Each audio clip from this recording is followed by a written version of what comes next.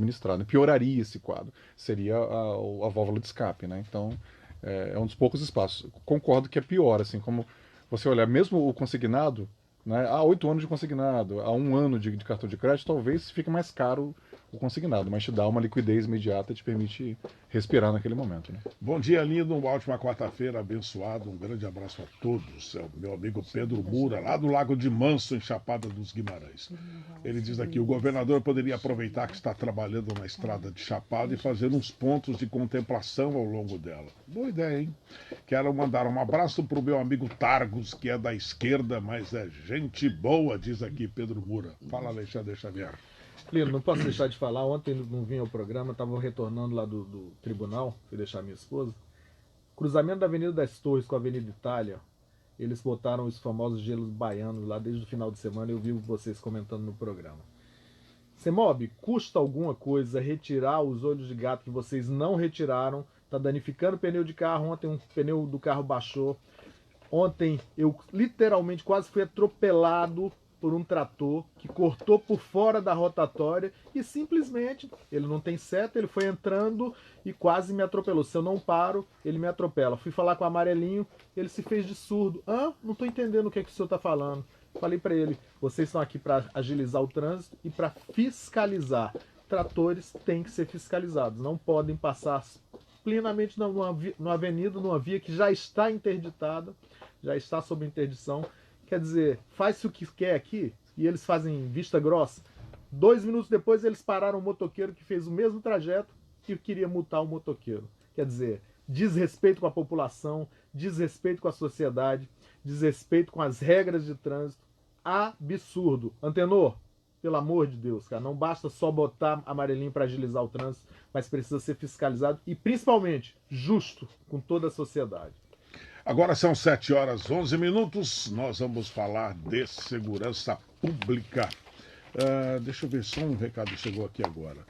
Sou Vander, na obra da Avenida das Torres, com a Itália, sentido bairro Centro, fizeram uma pista auxiliar, mas ainda não liberaram. Daí fecham meia pista e deixaram um vão de mais de 1 metro de largura, 1,5 metro de largura. Hoje, 7 horas, o motoqueiro já caiu na vala, sorte que não se machucou.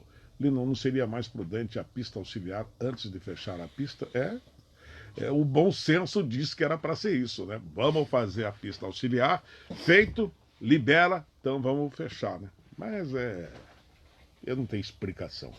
Não, só um breve comentário. A Avenida Érico Preza virou Avenida Itália mesmo, na boca do povo, né? Acabou, né? Que é a principal do Jardim Itália ali, né? Na boca do povo ali. Mais fácil de lembrar. Não tem jeito, né? Não tem jeito. Vamos falar de segurança pública ou de insegurança pública. Bom dia, doutor Bustamante. Prazer tê-lo aqui depois de longos dias tentando trazê-lo ao programa. Bom dia, Lino. Bom dia, ouvintes de Chamada Geral. Bom dia, Vinícius, Alexandre Xavier, Kaique, Jefferson, mesa cheia. Nós vamos falar sobre o tema que você achar melhor. Eu acho que a pasta ficou uma pasta muito robusta. É uma pasta que hoje nós temos lá a Polícia Militar, Polícia Civil, Politec, o Corpo de Bombeiros, que está dando um trabalho danado ultimamente, Sistema Prisional, Socioeducativo, GEFRON, Políticas de Drogas, CIOPA-R e DETRAN, só. O sistema prisional não estava com a Secretaria de Segurança, Sócio educativo Justiça, também, né? E o sócio educativo também, Sócio Pomeri, né? educativo, Pomeri. Então você... Não estava, eram 2 secretarias distintas. Em 2010 o governo Simval separou a Segurança da Justiça, criando a Secretaria de Estado de Direitos Humanos e Justiça, né? E o governador Mauro resolveu juntar, entendendo que fica melhor compartilhada a gestão do socioeducativo, do sistema prisional junto à segurança pública. Bom, eu quero começar com 2 assuntos aqui espinhosos que eu acho. O primeiro afeta diretamente ao cidadão, ao motorista, ao motociclista, que é essa história, secretário, da Blitz 5 horas da tarde, 6 horas da tarde, nas principais artérias da cidade, complicando a vida das pessoas. E nós temos defendido aqui, e o povo reclama muito disso, nós temos defendido aqui que seria melhor blitz diluídas durante o dia, que daria mais resultado, do que infernizar, não tem outro termo, me perdoe, a vida das pessoas, por exemplo, na 15 de novembro, como esses dias, 5 horas da tarde. Quem que determina isso? Desculpe. A gente, alguns fatores, Lino, tem que ser levado em consideração. Nós temos reduções constantes nos índices de criminalidade, em todos, né? E é um conjunto de fatores que vem fazendo essa redução. O crime se movimenta por rodas hoje, então a gente tem que verificar, fazer essas blitz, e a gente tem feito elas inopinadamente. O que é isso? Em locais incertos, horários incertos, nunca fazendo aquele negócio. Aqui vai ter uma blitz agora, porque senão, do mesmo jeito que eu fico sabendo da blitz, os integrantes da criminalidade também ficam sabendo. Então, do mesmo jeito que a gente recebe críticas, eu recebo elogios diuturnamente também. A sociedade entende que a falta de fiscalização proporciona o crescimento da criminalidade. E uma das formas da gente fazer o nivelamento é fazendo essas fiscalizações. Se você verificar, vamos dar um exemplo da lei seca, que ela normalmente é realizada de madrugada, né? A fiscalização da lei seca. Fantástica. A gente tem tido uma redução de acidentes, a gente tem tido uma melhora da sociedade, inclusive a conscientização da sociedade nesse sentido. Do mesmo jeito que incomoda determinadas pessoas, a gente entende que tem dado um resultado positivo também na redução da criminalidade e aceitação pública. É um tema tanto ou quanto controverso, mas eu acho que tem que continuar. Sou da opinião de que a Blitz dá um resultado positivo para a sociedade. E eu acho que a determinação da segurança pública é intensificar a fiscalização. Uma das formas é a Blitz. O outro assunto que eu considero espinhoso, nós temos recebido aqui algumas mensagens dos homens do Corpo de Bombeiros. Escada Magiros quebrada, alguns carros quebrados, eles sem uniformes, e eles não têm com quem reclamar.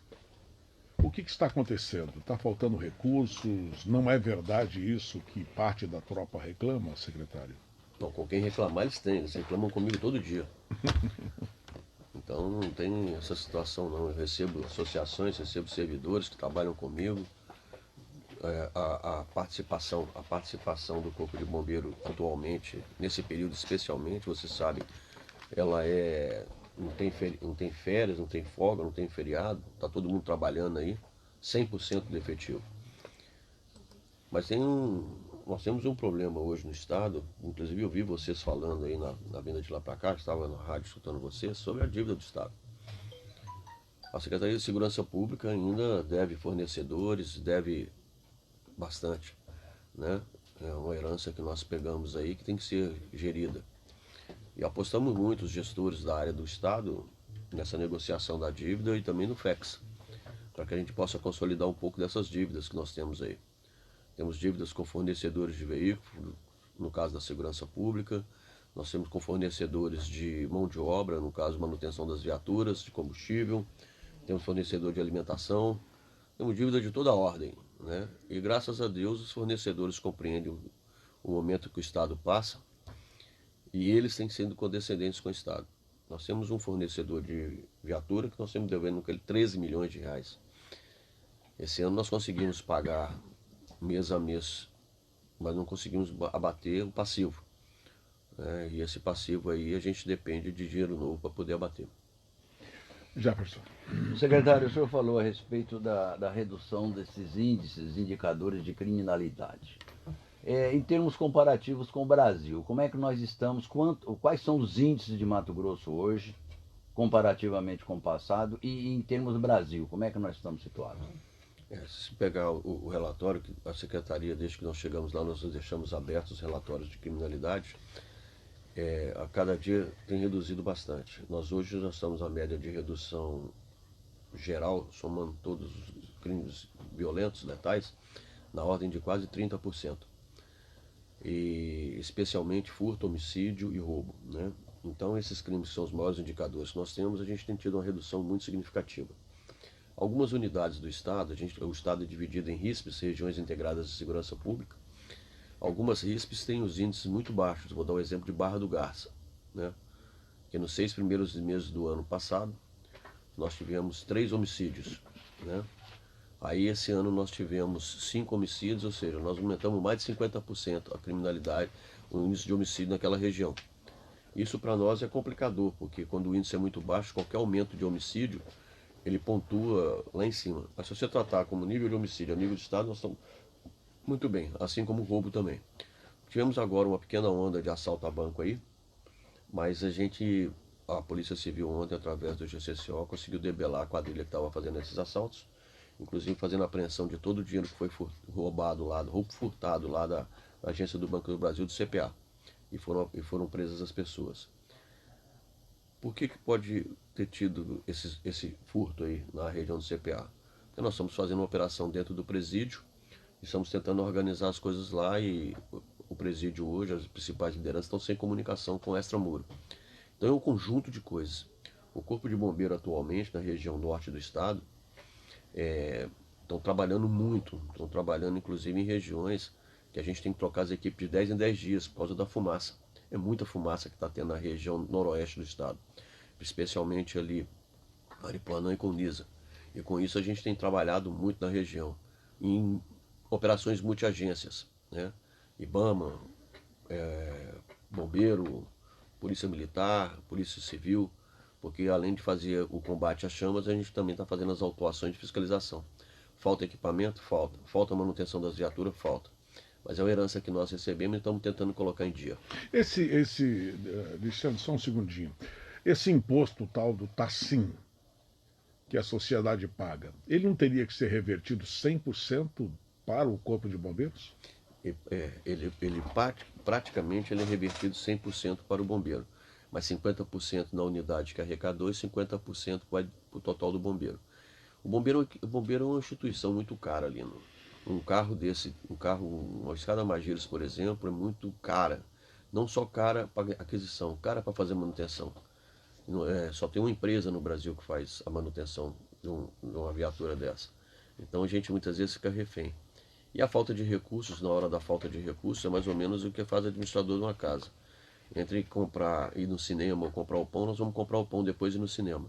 Não que a manutenção da escada Magirus seja o cinema, mas é que quando você tem pouco, você tem que priorizar. E a gente está priorizando salário, a gente está priorizando combustível. E eu acredito que até o meio do ano que vem a gente tenha o trem de novo no trilho. Hoje está meio descarrilhado mesmo. Se queira Deus que não, mas se nós tivemos um incêndio hoje no 15º andar aí, é um Deus nos acuda. Tem escada Magirus que vai atender sim. Não é que tem 100% das escadas estão quebradas. Alexandre. Secretário, só voltando na questão das blitz, a gente sabe da necessidade de realmente fiscalizar e reduzir, e essa é uma das estratégias do governo. Quando surgiram algumas reclamações aqui, aliás, várias reclamações aqui com relação a isso, eu comentei a respeito de se não seria a hora da Secretaria comunicar os indicadores, os índices que essas blitz causam, porque aí a sociedade teria uma nova visão sobre essa ação. Porque o que acontece é que você está voltando para casa estressado, não tem índice que isso está dando resultado, ou seja, parece que é só para espizinhar com a sociedade. Então, essa comunicação alinhada com esses indicadores, existem esses relatórios e dá para comunicar à sociedade isso? Sem dúvida nenhuma, Alexandre. Esses indicadores estão... É que eu sou meio... Ultimamente a minha agenda está meio cheia. Eu tenho ido pouco à imprensa, né? Eu vi até o Lino falando, o Vinícius falando também da minha agenda aí, mas é uma verdade. Eu ontem estava em Pontes Lacerda, daqui a 2 dias vou estar em Vila Bela da Santíssima Trindade, vou andando por aí, estava em Vila Rica, estava em Coniza, e nosso estado é um estado continental e a gente tem rodado bastante. Até porque a gente tem que tomar sentido das coisas. Mas no caso dessas blitz, tem realmente gente que está se sentindo incomodada, tá? Mas tem muita gente elogiando também, tem muita gente gostando. Porque percebe-se que o controle do que roda sobre trânsito, ele é onde é que a criminalidade roda. Inclusive, o maior programa do Estado hoje é o Projeto Águia, que o governador está abraçando. É um projeto que não é invenção da roda nem do fogo, que é o vídeo monitoramento através de OCR nas rodovias estaduais. É o cerco virtual dos municípios através de cercas virtuais. Eu estava agora, ontem, em Pontes Lacerda, reunido com todos os prefeitos da região oeste do estado, onde nós vamos fazer o cerco virtual de todos os municípios daquela região. É um controle de veículos que entram e saem das cidades através de um sistema de vídeo monitoramento. Essas informações caem dentro de um Big Data E esse Big Data faz as análises. Por exemplo, se um carro roubado entrar ou sair da cidade, o Big Data informa na hora, não é, aí a própria ferramenta faz essa pesquisa, informa para onde saiu, que hora que saiu. Então a gente vai dotar esse estado, pela ausência de efetivo, de tecnologia. Não é a invenção da roda nem do fogo. O Ceará tem feito isso. O Ceará hoje já dispõe de mais de 3.000 câmeras no estado, e é o estado brasileiro hoje que maior redução dos indicadores de criminalidade. É a nossa ideia. Vinícius de Carvalho, 7h25, nós estamos conversando com o secretário do Estado, o secretário de Segurança Pública. Vinícius, me dá só um segundinho, você vai falar já. Secretário, o ouvinte me manda aqui uma foto ali no complexo do Santa Rosa, no Professor Lenine, uma barraca com 3 homens que ficam lá todos os dias, das 6 até as 17, até as 18h30, sem uniformes. Eles ficam bem naquela passarela e ficam observando alguma coisa. A secretaria sabe o que é que significa isso? Não sei não, posso mandar uma olhada. Então é interessante. Vinícius de Carvalho. Ok, vamos falar de um tema tranquilo, secretário. Sistema prisional, né? Não tem encrenca quase ali, né? Não tem rolo, né? Muitos ouvintes até questionaram por que a penitenciária central do estado ficou fechada, né? Depois daquela situação que foi descoberta lá. Então você poderia comentar um pouquinho o que aconteceu, né? Por que houve essa decisão de fechamento, e também saiu na Gazeta esses dias que mais da metade da população carcerária de Mato Grosso é faccionada, né? Quer dizer, tem facção. Assumidamente está vinculada a uma facção, Comando Vermelho, PCC e outras aí, né? Como é que vocês convivem com isso? Quer dizer, o próprio Estado aceita, né, uma outra autoridade, né, dentro do sistema prisional, que são as facções, né? Não aceita, né? Tanto que nós fizemos a intervenção na PCE, que é a maior unidade nossa. Há uns 60 dias atrás, houve a apreensão de um freezer com 80 e poucos celulares, 86 celulares, né? Quando chegou a informação na minha sala que os próprios agentes prisionais tinham localizado os celulares dentro do freezer, metade da turma estava falando dos celulares e eu estava preocupado com o freezer. Né? Como é que vai entrar um freezer dentro do presídio? Para que esse freezer? Como é que é essa história desse freezer? Porque até 2010 para cá o sistema não estava mais com a gente da área de segurança. E a gente fica assim meio assustado, porque a gente vai entendendo que está entrando um freezer no presídio. É para quem que é o freezer? É para o presídio? Não, é para os presos. Aí eu chamei todo mundo, sentamos e falei, gente, alguma coisa está de errado aqui nessa situação. A gente precisa mudar essa ordem do dia, né? Porque o Estado, que é o gestor do presídio, né? Facção, comando, sei lá, tudo isso aí, não pode ter a ordem do dia. Aí chamamos o secretário adjunto e pedi para ele que elaborasse um plano para a gente organizar o presídio. Organizar em que sentido? Pintar, higienizar, limpar. Tirar tudo que tem de dentro do presídio, no que diz respeito a que não é permitido pela lei. O que é permitido pela lei é direito. O que não é permitido pela lei sai. Fizemos um planejamento, uma operação dentro do presídio, isso bastante compartimentado. Não foi o que aconteceu no Ceará. O Ceará divulgou que ia fazer a operação 30 dias antes. A cidade virou um caos, o estado virou um caos. E nós compartimentamos bem a operação. Compramos todo o material para reformar aquela unidade. Selecionamos profissionais no interior que têm a capacidade e o treinamento específico para esse tipo de trabalho. Planejamos a entrada no presídio e assim o fizemos. Hoje nós já reformamos 2 blocos, coisa que nunca teve desde a criação da cadeia, da unidade prisional.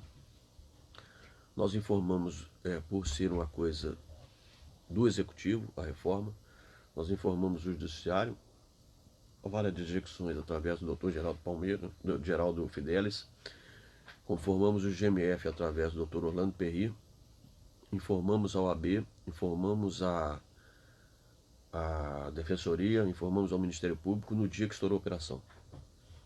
Né? No dia que estourou a operação, informamos a todo mundo que a partir daquele momento, e a gente precisaria desses entes participando dessa operação, as visitas estariam suspensas. Porque nós temos no dia de visita quase 600 pessoas 600 educandos sendo visitados. E essa manobra demanda de gente, te tira da cela e põe da cela. Como a gente está reformando, não sei se vocês já tiveram oportunidade de fazer isso, fazer reforma na casa com a gente morando dentro, que é um negócio muito complicado. Você imagina você fazendo reforma da sua casa, morando dentro e ainda recebendo visita, né? Então esse é o problema que a gente estava. Por isso nós suspendemos as visitas.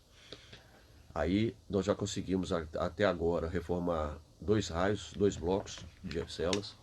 As celas estão com todos os buracos da parede tampada. Foi retirado tudo de dentro da cela. A cela está sendo pintada. A cela está sendo higienizada. Todas as tomadas internas das celas estão sendo retiradas. A ventilação está sendo externa. A iluminação está sendo externa. Ou seja, é o momento que a gente tem de organizar aquela unidade. Quanto às lideranças, né, a comunicação interna com o mundo externo hoje está bem menor. Até porque a comunicação, normalmente, ela é feita por celulares. E como você não tem tomada para carregar esses celulares, os celulares estão acabando as baterias. Se já não acabaram todas. E a superlotação, secretário? Como é que está hoje em termos de capacidade de vagas e o número de reeducandos? Vamos lá. Assim que o governo Mauro Mendes assumiu, o primeiro levantamento que ele fez foram de obras paradas. Na área do sistema prisional, nós tínhamos 2 grandes unidades que estavam sendo feitas, uma aqui na Várzea Grande, de jovem adulto, de mais de 1.000 vagas, 1.080 vagas para ser mais preciso, e uma unidade lá em Peixoto de Azevedo de 300 vagas. A primeira determinação dele pediu para olhar qual é a situação dessas obras e é para retomar as obras. No início do ano a gente conseguiu retomar dos jovens e adultos da Várzea Grande, que deve ser entregue até o final desse ano, novembro, dezembro no máximo. Nós já compramos todo o material para dentro da unidade, a unidade já está na fase final. E a de Peixoto de Azevedo deve ser entregue em abril do ano que vem. Eram obras que já estavam há mais de ano paradas, obras que tratam de convênios federais de 2008, que estão sendo concluídos agora. E a gente entende que com as reformas que estão sendo feitas nas novas unidades, essa orientação do governador para que a gente organize o sistema nesse sentido, você imagina quanto de lixo que nós estamos tirando do presídio da PCE e qual vai ser a quantidade de vaga que nós vamos aumentar ali. A ideia é essa. Quantos presos nós temos? E quanto Mais de 12 mil. Quanto custa cada um? A média no estado de Mato Grosso não é alta. É mais ou menos R$ 3.500 reais por preso. Kaique. Bom dia, secretário. Na resposta que o senhor deu ao Lino Rossi sobre a falta de estrutura que enfrenta o Corpo de Bombeiros, o senhor disse que o trem está descarrilhado, né? Referindo-se, obviamente, à falta de recursos. Na minha conta, o descarrilhamento ele já aconteceu bem antes. Eu acho que ele está lá a partir de 2015, 2016, quando o sonho do Brasil socialista começou a ruir.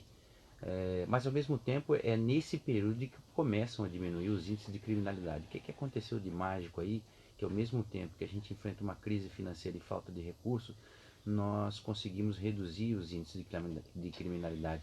E perguntaria também como é que estão as estatísticas de solução de crime, que sempre houve uma áurea, né, de que o BO não serve para nada, de que isso aí só mesmo para colocar em estatística, de crime de homicídio não vai se achar o culpado. Uma segunda pergunta. Quanto à primeira, Kaique, eu até falo muito sobre isso. A redução da criminalidade está daquela situação do péssimo por ruim e do ruim por regular. Não estamos chegando nem perto do bom e do ótimo, né? Então, quando você sair do péssimo para o ruim, é mais fácil. O difícil é sair do bom para o ótimo, né? Então, realmente, de um momento para cá, recursos que vieram, políticas de análise de criminalidade, análise de criminalidade com foco na posição da polícia, tem dado um resultado muito interessante. Isso a nível de Brasil. Então, vai chegar um momento, e nós acostumados agora à redução da criminalidade de 10%, 20%, vai chegar um momento que na hora que ficar não tendo aumento, já ficou bom, né? Então, essa redução, basicamente, é análise de... primeiro o Estado foi dividido em ISPs, depois a ISPs. Você consegue saber exatamente, em cada unidade dessa, se está tendo aumento ou redução. Você consegue fazer uma análise mais focada e fica mais fácil de você fazer operações setoriais. Vamos dar um exemplo.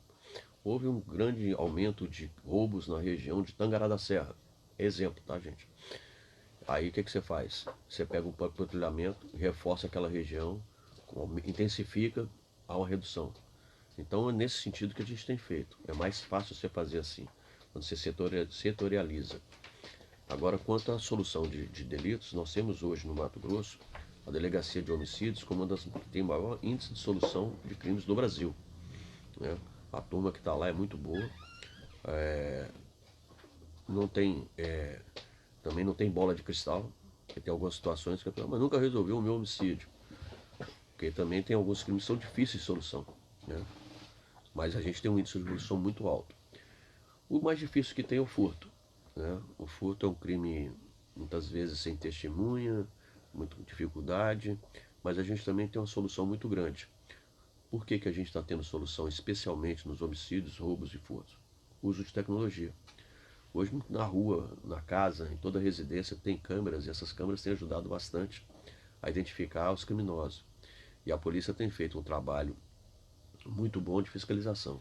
Hoje nós temos mais de 109 câmeras na cidade que nos ajudam também a monitorar as ruas, né? Então a gente consegue fazer isso no estado inteiro. A maioria das prefeituras no interior hoje já estão colocando câmeras nos seus municípios por conta das prefeituras e os sinais chegam na área de segurança e a gente tem aumentado a fiscalização. Bom, nós estamos conversando com o secretário de Segurança Pública do Estado, Dr. Bustamante. Eu quero aqui pedir escusas mais uma vez aos nossos queridos patrocinadores, a Ford Citavel, Reletron, Titânia, Escola do Farina, Águas Cuiabá, Alba Construtora e Multisolar, porque, como diria o Cuiabano, tá ufa de gente querendo falar com o senhor aqui. Nesse ufa tem blitz, tem gente apoiando, tem gente contra, tem uma série de situações aqui, a mesa vai me permitir, mas eu preciso deixar pelo menos uns 10 minutos para priorizar o nosso ouvinte aqui. Começando aqui, começando com Madão do Industriário. Bom dia, bancada. Pergunta para o secretário de Segurança. O Estado passa por dificuldades financeiras, não tem dinheiro para fazer concurso público. Por que não faz concurso de nível médio para o pessoal trabalhar no administrativo e tira vários policiais que ficam fazendo esses serviços e coloca na rua? Por que não contrata uma empresa privada e tira os policiais que ficam cuidando de prédios e os colocam na rua, diz o Adão do Industriário. Aí eu tenho um especialista do meu lado direito aqui, que é o Vinícius, que pode explicar isso muito bem. A LRF impede que o Estado faça concurso, melhor, contrate. Fazer concurso eu posso fazer 1000 concursos, mas eu não posso contratar ninguém. Enquanto o Estado não se torna trabalhar dentro dos limites de arrecadação para que possa chamar novos servidores, o Estado está impedido de chamar. Eu estou precisando de toda a ordem de praças, investigadores, delegados, oficiais, agentes prisionais, então, mas não tenho capacidade hoje financeira de contratar ninguém. Quanto a essa política de fazer concurso para nível médio, não deixa de ser contratação. E essa contratação eu estou impedido de fazer.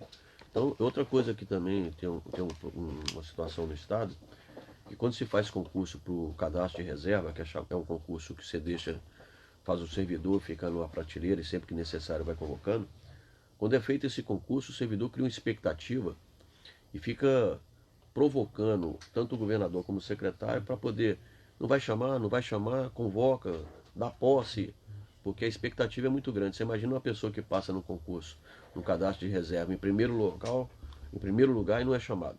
É uma expectativa muito frustrante. Bom, eu tenho aqui uma série de pessoas que querem falar e outras estão perguntando em texto aqui. Tem uma mensagem que nos chegou, era 6h32, quando nós anunciamos a vinda do secretário Bustamante de Segurança Pública. Alguém que não tem o nome dele aqui, mas ele quer falar um assunto com o senhor aqui. Vamos ouvi-lo, por favor. Bom dia, senhor secretário. Quinta-feira passada, dia 29, foi furtado meu carro.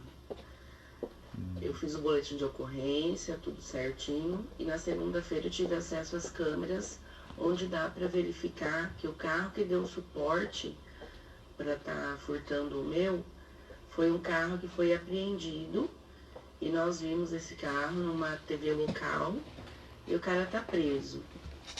Levei tudo para a delegacia para anexar o boletim de ocorrência, né? E aí me informaram que mais ou menos uns 30 dias para conseguir estar fazendo o relatório e estar anexando. Todo esse tempo É normal? É o correto acontecer? Obrigada. Eu não tenho o nome dela, secretário. Bom, vamos lá. Feito eu falei, né, o vídeo monitoramento tem ajudado bastante nas investigações, inclusive fazendo provas, né? Na Delegacia de Roubos e Furto de Veículos hoje da capital, quem está lá é o Dr. Gustavo, ex-secretário de Segurança Pública, né? E a gente tem tido uma resposta, por exemplo, que ela falou aí, a polícia apreendeu o carro que estava dando suporte ao roubo ou furto dela, né? Ou seja, eu acredito que a solução desse crime aí deve estar por vir. Inclusive até porque a maioria desses crimes, o índice de recuperação de veículos aqui também está muito bom. Especialmente na faixa de fronteira ali. E as caminhonetes, os carros que estão tentando ser levados para a Bolívia. 7h40. Ana, vamos juntar tudo num bloco aqui, o que fala sobre Blitz, que a gente zera aqui. Tá? Eu vou falar primeiro o que está escrito, as mensagens, e você me prepara os áudios aí. Aí a gente faz uma resposta só, secretário. Perfeito. O Fábio diz, grande efetivo para Blitz, só prende pessoas que estão com dificuldade financeira e os bandidos livres nos bairros.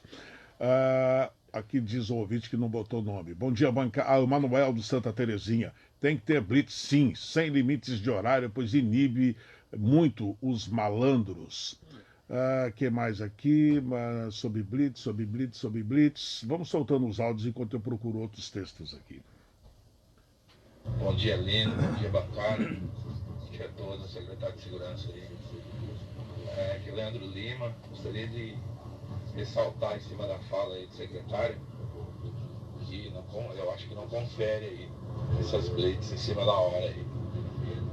Uma questão de pegar de surpresa, mesmo porque a gente vê alguns grupos de WhatsApp aí, o pessoal comunicando antes mesmo de começar a blitz. Quando estão colocando os cones na rua aí, o pessoal já está divulgando aí e viraliza em todos os grupos de WhatsApp. Então, eu acho que a bandidagem está muito mais inteligente do que antigamente. Só isso que eu tenho para dizer. E é um constrangimento mesmo você ficar 50 minutos num percurso onde tem uma blitz, você querendo ir embora para sua casa para descansar. Eu acho que não sou a pessoa mais esperta do mundo para dizer que está certo ou está errado, mas pelo que eu vejo, todo mundo fica sabendo aí antes mesmo de começar a blitz, inclusive a criminalidade. Bom dia a todos aí, muito obrigado. Lino, bom dia, integrante do Chamada Geral, bom dia meu amigo Alexandre, quem fala aqui é o Fábio Brandão. Lino, eu vi a pergunta que você fez para o secretário sobre o horário das blitz. Ele não foi específico, ele rodeou e não falou. Para mim não ficou claro. Muito tecnicamente, a gente está falando, você fez a pergunta referente aos horários de 6 da tarde, às 18 horas, que é o que gargala e todo mundo vai embora. Ele não foi específico, então assim, me desculpe, mas ele não está pouco se lixando com a população.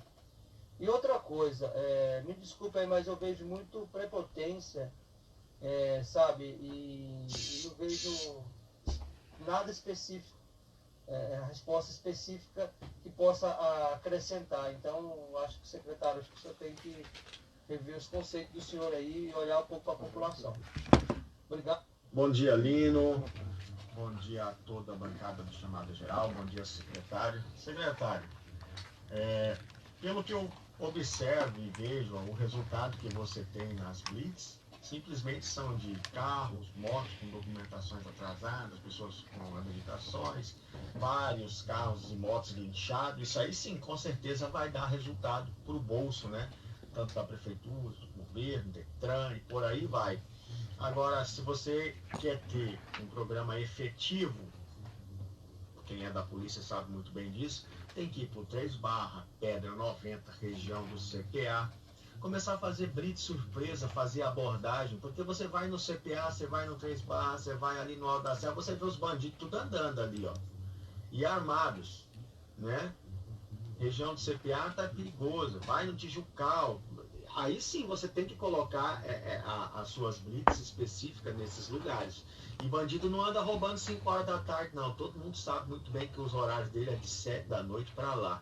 né? Até porque eles não são bobos. E eles sabem sim quando tem blitz, você vê moto pulando canteiro, pula para lá, para cá, bandido soltando para cá, porque nem as ruas antes não ficam uma guarnição para cuidar disso daí. Um bom dia a todos.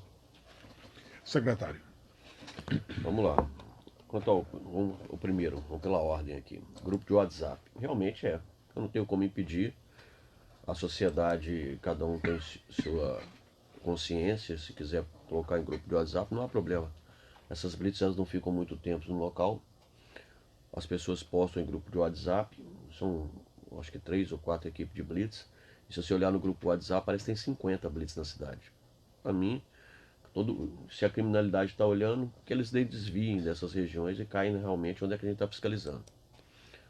Eu não tenho como impedir isso, vai da consciência de cada um. Quanto aos horários, Fábio, o horário é bem simples. Através da análise onde é que está tendo maior índice de criminalidade, naquele local a gente faz blitz. Que as pessoas chegam de carro realmente, chegam de moto e a gente faz a fiscalização.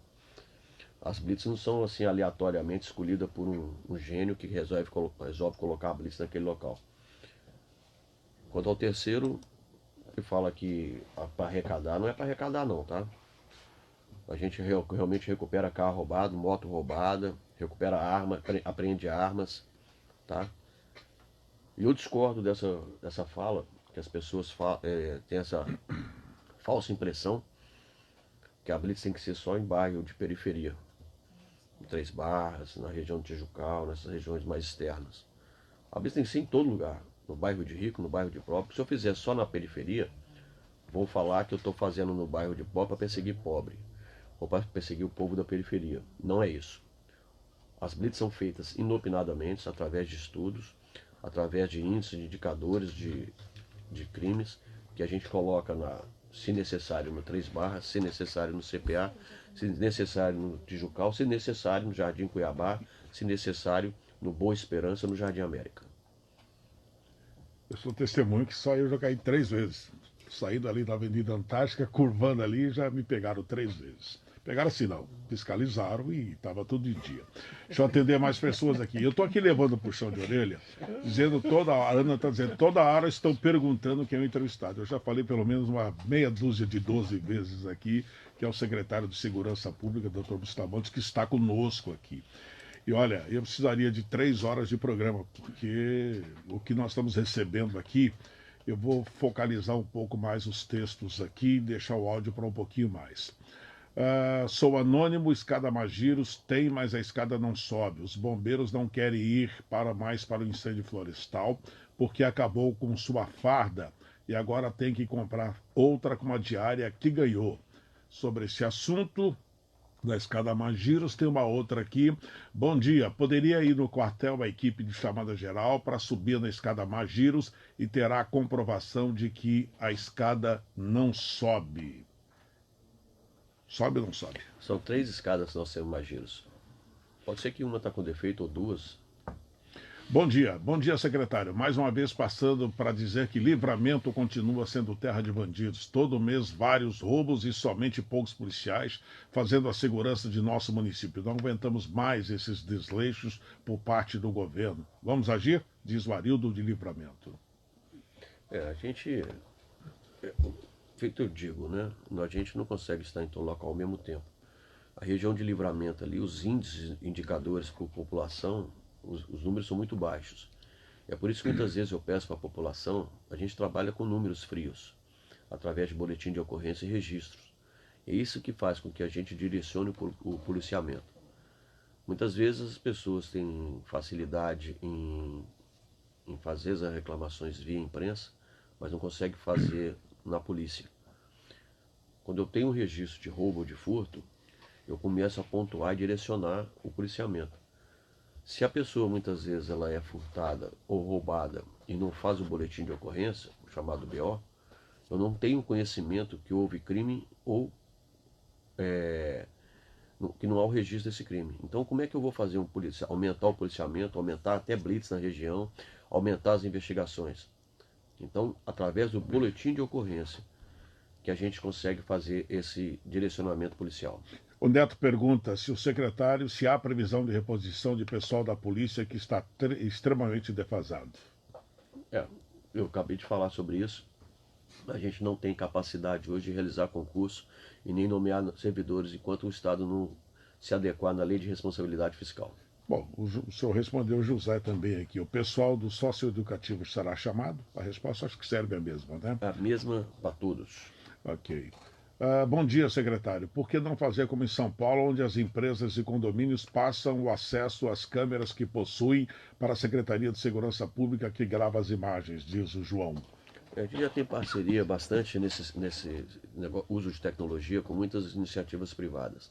Alguns condomínios colocam câmeras e passam para a gente. Algumas associações também, por exemplo, tem a associação da Carmim de Campos Comercial, que passa alguns vídeos para a gente, passam os sinais das câmeras para a gente, onde a gente trabalha na área de segurança. O Daniel do Centro, bom dia. Secretário, como está a saúde física e psicológica da polícia? Interessante essa pergunta, hein? Como é que está a saúde física e psicológica da Polícia Civil e Militar? Os policiais baixados, licença, e a senhora da empresa dos veículos corre o risco de parar, diz o Daniel. A senhora da empresa, eu não entendi isso. Como é que é? SRA da empresa de veículos corre o risco de parar? No caso dos carros locados. Deve né? ser serviço. Deixa eu explicar com bastante calma. As empresas até agora têm entendido a situação do Estado. Os empresários que fornecem para o Estado hoje têm tido a paciência para receber do Estado. Esse ano o Estado praticamente conseguiu pagar uma parcela por mês. Acho que dois meses aí nós não pagamos uma parcela cheia, mas pagamos meia. Mas nós temos uma dívida, um passivo anterior. E esse passivo anterior é que causa maior dívida. Quanto à saúde psicológica e física dos policiais, o policial vive... Eu sou policial, né? Tomei posse em 1988. E o policial vive sob pressão o tempo inteiro.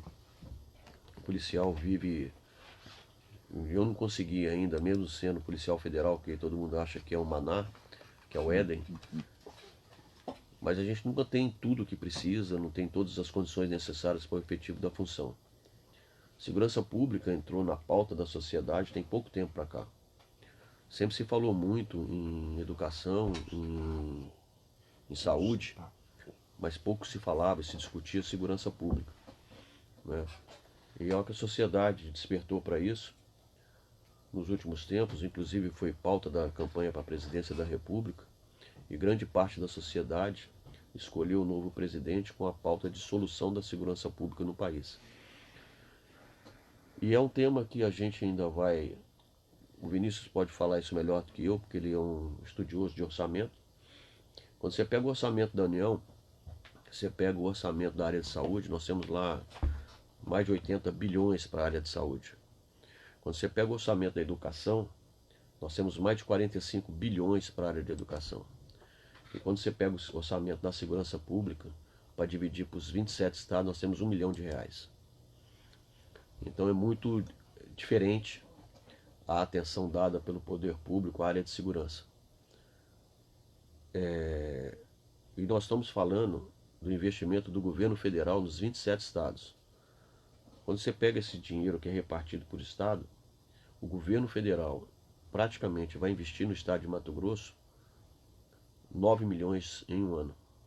O estado é responsável hoje, em parceria com o governo federal, pela fronteira, que a gente toma conta, que deveria ser competência da União.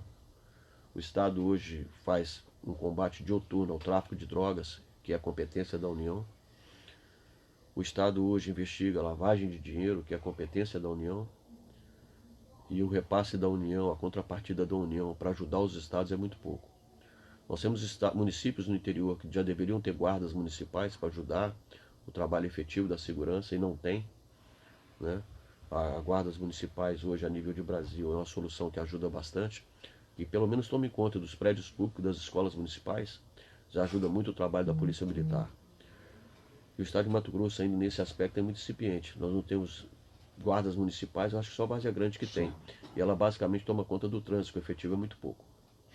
996284389, bom dia, quem é? Bom dia, bancada, bom dia aos ouvintes aí, bom dia, secretário, parabéns pelo trabalho que vem desenvolvendo. Secretário, por que a gente não usa esse espaço embaixo dessas trincheiras, desses viadutos que foram feitos, que são pontos estratégicos, né, para fazer base de polícia de ação rápida? São espaços inutilizados praticamente. É uma boa ideia, saída sem pontos estratégicos, que deveria ajudar muito. Um grande abraço a todos aí. Bom dia, Gustavo Fittipaldi. Interessante, hein? Em algumas cidades do Brasil é feito isso, especialmente onde é que tem o trânsito muito tumultuado. Cuiabá hoje nos horários de pico, né? O trânsito, demorei para chegar aqui porque o trânsito realmente na avenida aí da Estrada do Moinho estava bem intenso. Mas é uma ideia boa, especialmente nos horários de pico, você distribui efetivo no terreno. Vou passar a ideia para o comandante da capital, para ele dar uma olhada na viabilidade dessa ideia. Bom, eu não vou conseguir atender, infelizmente, mais ninguém. A mesa ficou com um gostinho de quero. Fala, pode falar, Jefferson Messias. Não, deixa. Então deixa. Kaique Rachid, 1 segundo, 2 décimos. Secretário, a gente tem visto pelo Brasil aí essas iniciativas de parceria de polícia militar com escolas públicas, escolas cívico-militares. Tem alguma coisa nesse sentido planejado para Mato Grosso? As escolas militares é atualmente a solução de todos os problemas da área da educação, né? Todo mundo quer uma escola militar na sua cidade, todo mundo quer uma escola militar no seu bairro. Mas a capacidade nossa de montar escolas militares hoje, com a parceria com a SEDUC, ainda é muito pouca. A proposta que nós temos hoje é que cada polo dessas RISPs tenha uma escola militar. É o máximo que a gente consegue fazer.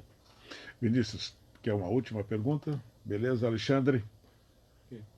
Ok, então, gente, não vou conseguir atender muitas pessoas aqui com perguntas interessantes. Eu sinto muito, eu tentei fazer o possível, priorizei os nossos ouvintes, a mesa participou até muito pouco. Secretário de Segurança Pública, prazer tê-lo aqui conosco mais uma vez. Muito obrigado pela deferência. Lino, estamos às ordens, à disposição, prometo voltar com mais tempo também. Eu sei que o tema segurança pública hoje é um tema que a sociedade gosta de discutir. E cada um tem sua solução, né? Cada um tem, é igual receita de bolo, cada um faz de um jeito e todo mundo acha que vai ficar o melhor bolo do mundo. Mas a gente entende que a sociedade hoje está muito carente de segurança pública e a gente está pronto para discutir. Ok, tchau para você então, Jefferson Messias. Agradecendo mais uma vez a você pela audiência, convido a acessar daynews.com.br, notícias locais, nacionais e internacionais. Até amanhã. Kaique Rachid Jaldi. Bom dia, até amanhã. Alexandre Xavier. Lino, vamos estourar um tempo aqui, um segundo. Andréia da Gama Costa, você esqueceu todos os seus documentos dentro do veículo da Associação dos Motoristas de Aplicativos. Entra em contato com a gente aqui que está lá guardadinho para te entregar. Andréia da Gama Costa. Vinícius de Carvalho. Ok, só chamando, né, para participar lá do sorteio dos livros que vai ocorrer agora no dia 16. Mudou de 15 para 16, porque 15 é domingo, né? Então foi para 16 de setembro agora, lá no meu perfil do Instagram. www.politicaemgotas.com.br. Um abraço e até amanhã de manhã. O Dr. Paulo Sala manda um áudio aqui para falar sobre uma audiência na Câmara, mas infelizmente, Dr. Paulo, eu não consigo soltar esse áudio porque o nosso horário está estourado. Vou dizer uma coisa, ninguém no rádio leva mais puxão de orelha do que eu nesse Mato Grosso de meu Deus. Amanhã às 6 da manhã, se Deus quiser, e tomara que ele queira.